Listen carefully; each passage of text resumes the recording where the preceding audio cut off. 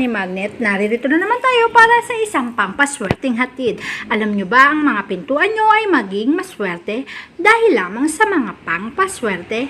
At para naman kapag nilagyan nyo ng pangpaswerte, dadaloy ang maraming pera sa iyong buhay. At kung ano-ano ang 5 pangpaswerte na ito upang maging maswerte ang iyong pintuan, ay ituturo ko sa iyo. Kaya't kung hindi pa kayo nakasubscribe, mag-subscribe, i-like at i-share ang video ito.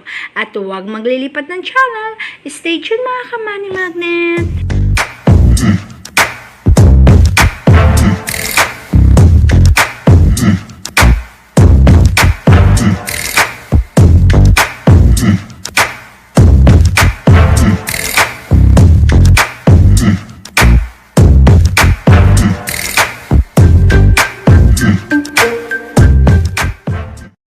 Sa mga ka-money magnet, alam nyo ba ang mga pintuan natin ay may iba't ibang forma.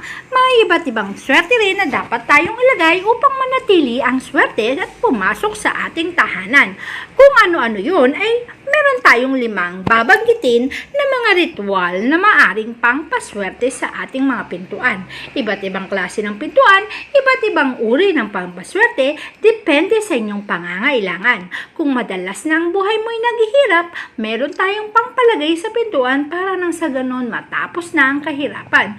Kung madalas namang pakiramdam mo ang bigat-bigat ng iyong bahay at puro na lang kamalasan, meron tayong swerteng dapat ilagay dyan. Ang mga pangpaswerte ay dumidepende sa mga pangangailangan nyo. Kung sa palagay nyo naman ay madalas may nag-aaway sa inyong tahanan, maaaring ang pangpaswerte ay hindi naaangkop sa inyo.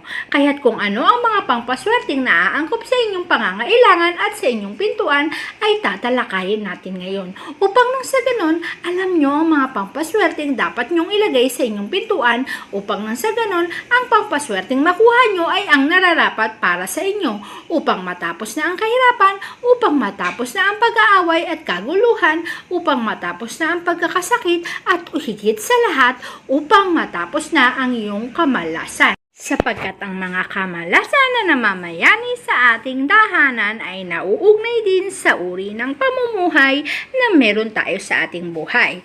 Kung kaya't ang mga pangpaswerteng dapat nating ilagay ay atin ang simulan. Nang sa ganon, mawasak at matanggal na natin ang negatibong enerhiya at magtuloy-tuloy ang blessing at maginhawang buhay ay ating makamtan. Simulan na natin ang 5 pangpaswerte na dapat nating ilagay sa ating mga pintuan. Unang pangpaswerte at talaga namang maswerte at talaga namang naniniwala ang karamihan sapagkat sila ay nabaguhan din ang kanilang mga buhay dahil sa maswerteng halaman na to. At yan ay oregano. Simpleng halaman, napakamurang halaman at napakadaling tumubo. Ngunit kaya nitong magbigay ng isang pangpaswerte na panghabang buhay. Ang gagawin mo lamang ay maglagay ka ng oregano sa harapan ng iyong pintuan. Magkabila ang pinto ay lagyan mo.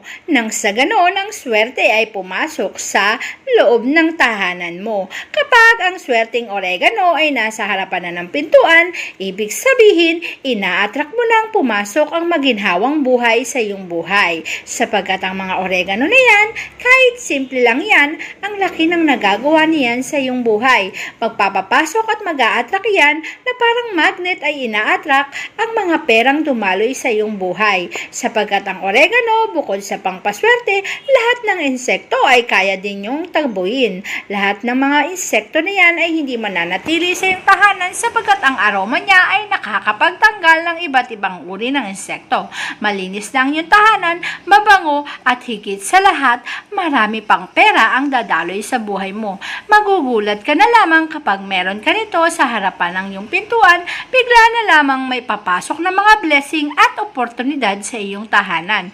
Ikaw, maging ang mga taong nakatira sa iyong tahanan ay magkakaroon ng oportunidad kung saan kikita sila ng maraming pera at talaga namang magbibigay sa kanila ng isang buhay na masagana. Kung ramdam mo naman sa iyong tahanan ay madalas na mayroong nagkakasakit, madalas na mayroong nag-aaway at parang lagi kang stress, depressed at nararamdaman mo ang anxiety.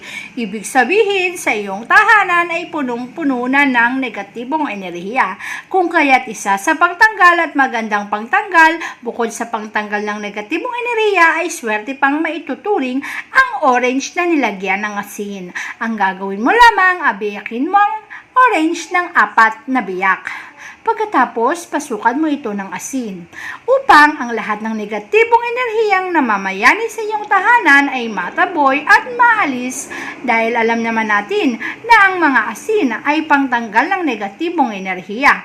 Kapag ang mga negatibong enerhiya na yan ay natanggal natin, siguradong ang daloy at positibong enerhiya ay papasok sa ating tahanan. Sapagkat isa sa mga nagbablock sa swerte na maaaring nating makuha ay mga negatibong enerhiya.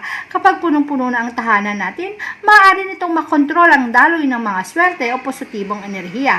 Kaya't kapag sa pintuan pa lang naglagay na tayo ng orange na may nilagyan ng asin, tiyak na hindi na makakapasok ang mga negatibong enerhiya.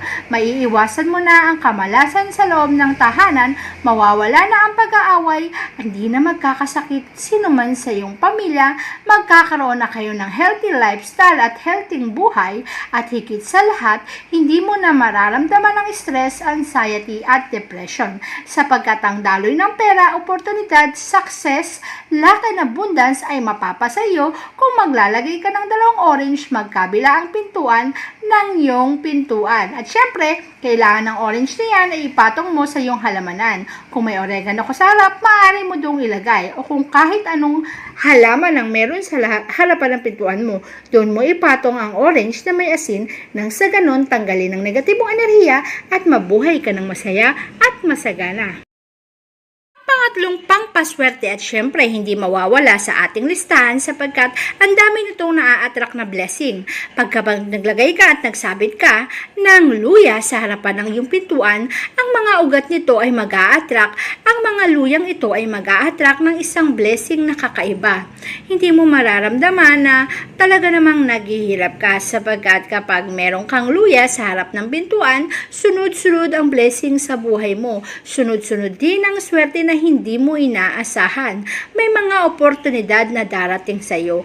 Ganyan kaswerte ang luya. Kaya huwag ka magpapawala ng luya sa harapan ng iyong pintuan. Isabit mo lang siya sa parteng taas at sa harapan ng pintuan mo. Sapagkat ang luya na yan ay maaaring magpabago ng nahihirapan mong buhay.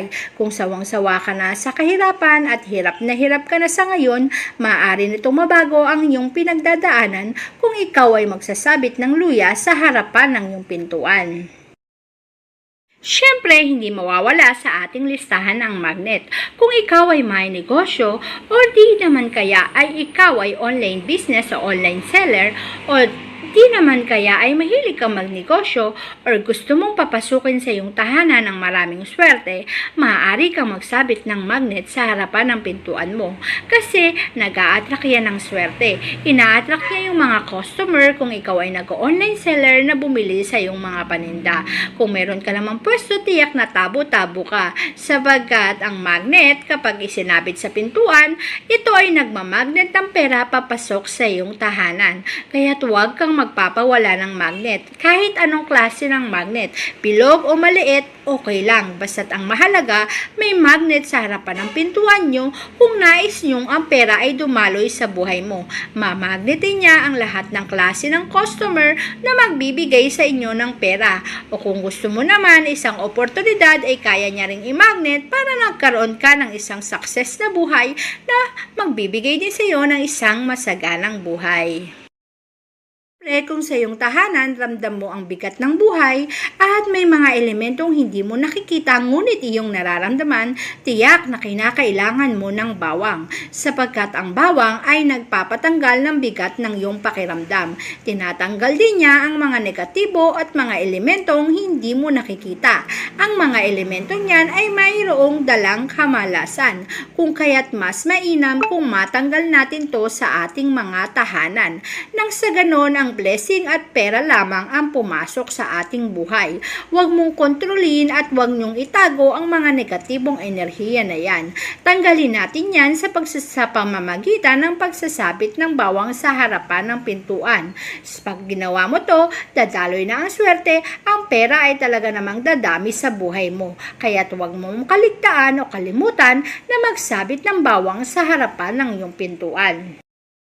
At yan nga mga ka-money magnet, ang mga pampaswerteng dapat nating gawin sa loob ng ating mga tahanan at sa harapan ng ating mga pintuan. Tandaan lamang na ang mga bagay na yan ay magsisilbing gabay lamang. Nasa sa atin pa rin pagkilos upang lalo tayong magtagumpay. Lagi niyong tatandaan, nasa Diyos ang awa, nasa tao ang gawa. Maraming salamat mga ka-money magnet. Kung hindi pa nakasubscribe, mag-subscribe, i-like at i-share ang bidyong ito. Thank you very much.